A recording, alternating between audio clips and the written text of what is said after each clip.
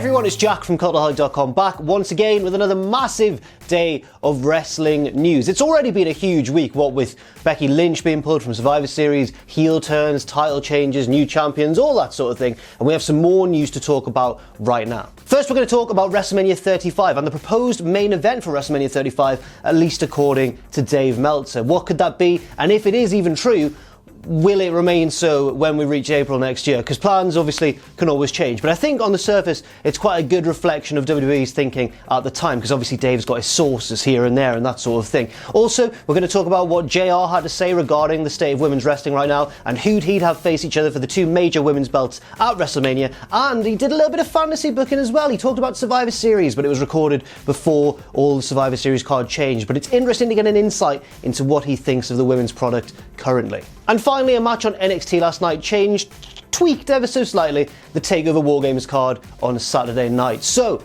let's take a look at all of the news. First of all, the Wrestling Observer newsletter is reporting that apparently the proposed WrestleMania main event as it stands right now, this is the state of play, is Becky Lynch versus Ronda Rousey.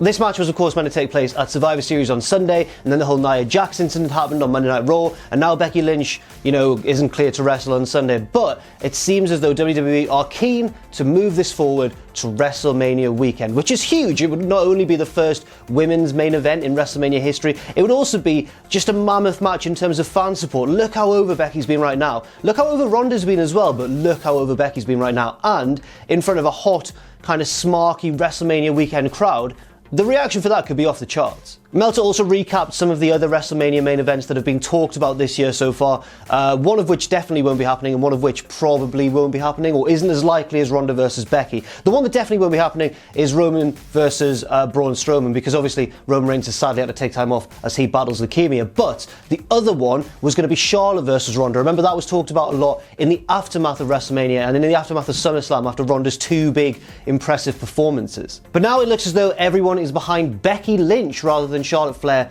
being Ronda's opponent. Obviously Charlotte is now facing Ronda anyway this Sunday, so it probably wouldn't make much sense for them to repeat that match anyway.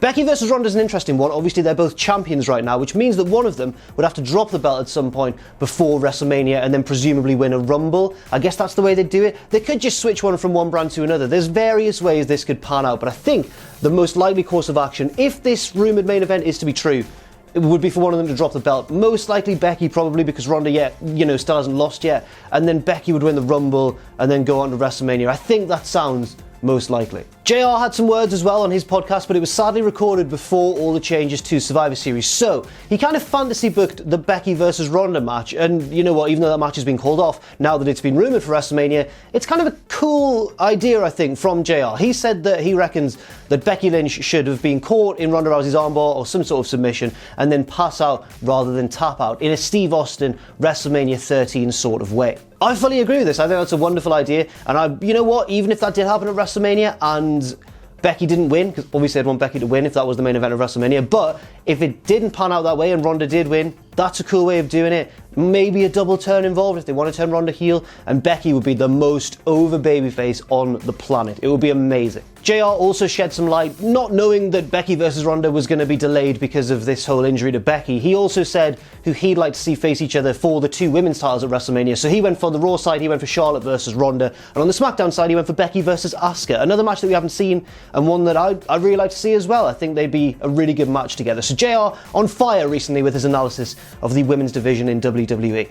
And finally, on NXT last night, Kyle O'Reilly won a match against Hanson, one of the War Raiders, to give his team, the Undisputed Era, advantage in their WarGames match. Now, for those who may be a little bit unfamiliar with the traditional WarGames concept that WWE are reverting to this year around at WarGames, that means that his team will, for the majority of the match, have a numbers advantage. So basically their man will enter first, then the opponent, and they'll square off. Then the second man into the ring will also be a member of the Undisputed Era, giving the heels a 2-on-1 advantage. Then it'll be evened up to 2-2, then a 3-2 advantage, and so on until all 10 men are in the ring. So this is classic traditional heel booking for like the NWA sort of times, because it means that the heels for a lot of the match will have the numerical advantage and can really, you know, get heel heat. I'm forgetting all the terms of wrestling. Get the crowd annoyed at them for being down on the babyfaces when they're outnumbered. Then when a babyface comes in, bang, big head of steam. It's like a hot tag every time a new babyface enters. So, you know, I understand this, and it was nice to see Kyle O'Reilly in singles action too. He played his guitar belt on the way down, and he did a massive kick as well, because it was a solo, obviously,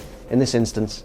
And on that bombshell, thank you very much for watching this video. I've been Jack from Cultaholic.com. You can follow me on Twitter if you want to, at Jack the Jobber, or follow all of us generally at Cultaholic. Check out our Patreon too if you wish, at patreon.com/Cultaholic. And never forget, of course, if you haven't already, to hit subscribe and to join us.